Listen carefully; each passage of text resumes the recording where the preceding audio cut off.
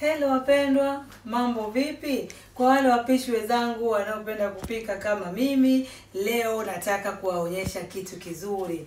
Nimenunua hii stendi kwa ajili ya kuwekea simu yangu ninapopika. Unapopika mwanamke, sio unaweka simu yako kwenye matiti au unaweka simu yako kwenye dumu la mkaa au dumu la maji. Mara simu imedondoka, imeingia maji. Unaona hichi kidude? Hapa unakifunga na hapa unakifungua. Mfano unapika kama mimi hapa jikoni, unaweka simu yako kama hivi. Na hapa hii ni TikTok yangu, unaweza ukajiangalia mwenyewe kama hivyo unapocheza, au kama unataka kuangalia YouTube yako, basi unawasha hapa na simu yako inakuwa haiharibiki. Mfano kama hii simu yangu unaona haijachubuka kabisa. Kwa sababu kila siku huwa naiweka hapa juu kama hivi. Unapoweka juu kama hivi huwa kioo hakichubuki na pia haichubuki kamera.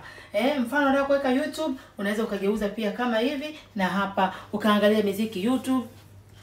Au kama unataka kuangalia tamthilia, pia unaweza kuweka tamthilia yako huku unapika na simu yako inakuwa katika sehemu salama. Kwanza hiki ni kizuri sana.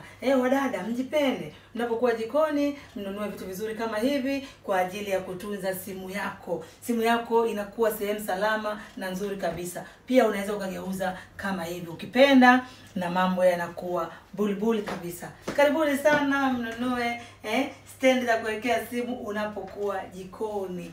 Sio unaweka simu kwenye matiti mpaka unapata kansa ya matiti. Simu inawekwa kwenye stand yake mai wangu. Usiweke simu kwenye madumu ya maji. Itaingia maji na utakosa kupata burudani.